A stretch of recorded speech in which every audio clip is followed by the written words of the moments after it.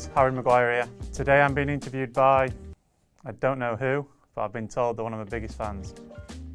Why has everyone been so strange about this, George? The guy, whoever it is, just sits down and just doesn't, they know what questions? Yeah, they're going to read those questions. And then we just speak? Hi, I'm Daisy. I'm Harry Maguire's younger sister. Come with me, let's go surprise him. Harry's been told that his biggest fan is here to interview him today, but he has no idea that it's me. Come on, tell me. He's in the room now. Let's go surprise him. Hello. Hello. Fancy seeing you here? Ain't got a clue? Not got a clue. You qualified for this? No, not at all. I ain't got a clue. Are you nervous? Yeah, I've been nervous all night when I were lying to you at your house. She was there last night and I actually said to her, someone's interviewing me tomorrow, I ain't got a clue who it is it you? And she's like, no, not at all. Ask me these questions. We've also got one more surprise. Who else is that? I think you're a good liar. Hello, Mum. Oh dear, you're nearly sisters. I had a good idea. Were you surprised? No, not really. Yeah, you were. I knew you'd say that. I said this to these. I was like, he's going to make out that he knew straight away it was us. Right, Come on then. here we are. Let's see what you've got. What's something that I am better at you, in your opinion? Not much. I knew you'd say that. Cooking. I'll give you that one. You were so competitive growing up. Do you think that's why you were able to make it?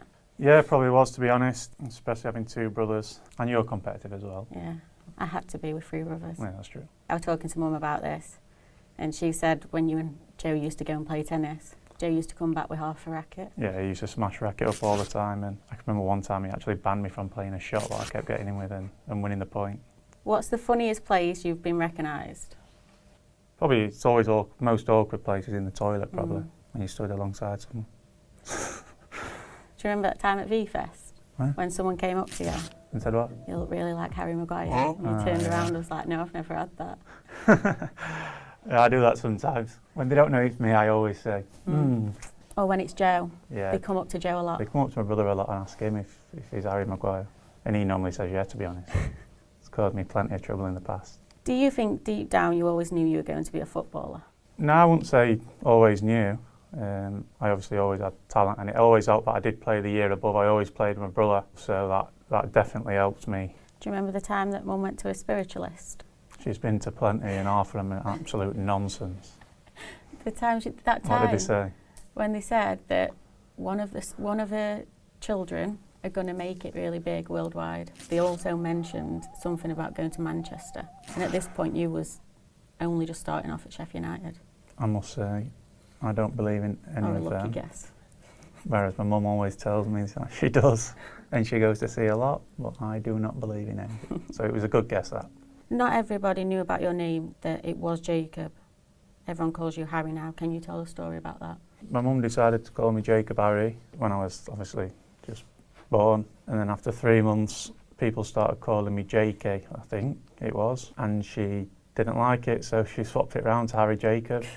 But she actually we couldn't change it by passport until I was 18, so as soon as I was 18 I turned it round, so it's actually officially Harry Jacob now, but it was officially Jacob Harry until I was 18. What's one text or phone call that has meant the most to you in your career? Oh yeah, I got a message off David Beckham when things were, when we're going through a bad time, and obviously he'd been through a bad time through his career, obviously many good times, and he's such a role model and iconic figure of this country, and someone who I did look up to when I was growing up, and I've always said it when I was in the playground. And being a footballer, I was always trying to be David Beckham. Unfortunately, I ended up at centre back, and he was getting all the goals and assists on the wing. It was a long text, so it wasn't something that I can memorise. It was really long. It was nice. It was really thoughtful. Obviously, explained that he'd been in the situation and how he'd overcome it and things like that. And no, it was a real nice text from someone who is such a figure in this country and a role model to so many people. What's one thing you still want to achieve in your career? Win more trophies, really. I feel like I've been so close in so many finals. I think I've lost 4 penalty shootouts now in finals, which is obviously heartbreaking. So win more trophies, win more finals. Who have you met since being a footballer that's made you the most starstruck? I probably would go when I first met Robbie Williams, probably. Now we're Now actually, you're friends. yeah. now I'm friends with him and keep in touch with him. But he's, yeah, when I first met him, he was someone who we'd grown up and listened to all the way. Do you think you'll ever become a pundit or a manager after you retire? There probably is a chance I'd do one or the other. I'm doing my coaching badges, so I'm in the middle of my A licence, so that gives me opportunity to be a manager. Yeah, I think there's a chance that I could work in the media and voice my opinion. Fair answer. What do you think? I think you're better off just staying out of it. We've been through enough.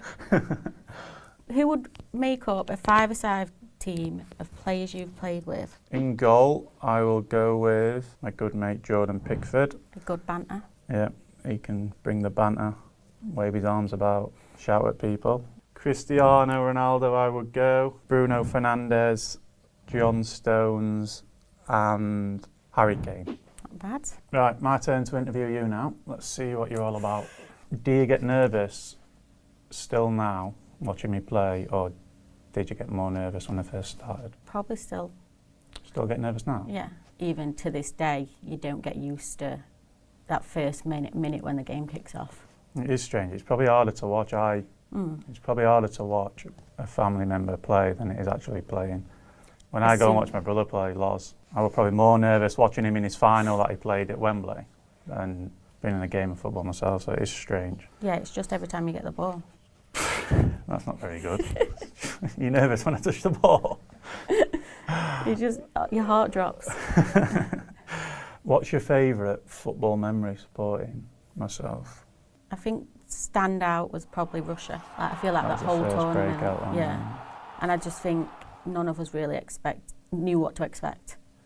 And then with what you did there was just mental. Yeah, I don't think any of us didn't feel were like there was that much pressure on that tournament for myself, but also the team as well. Yeah. And that's probably the last time in my career I've probably had that sort of feeling. So ever since that tournament, we've had the pressure of that we've got to win, really. Let me think of another question. Are you coming back to ours later and cooking us tea? No, going home now. Spent enough time with you. Hold on. Thanks. No, not really. Yes, you were. I knew you did. I told you. I think he does deep down. He just doesn't like to say it. Right. See you later. Bye.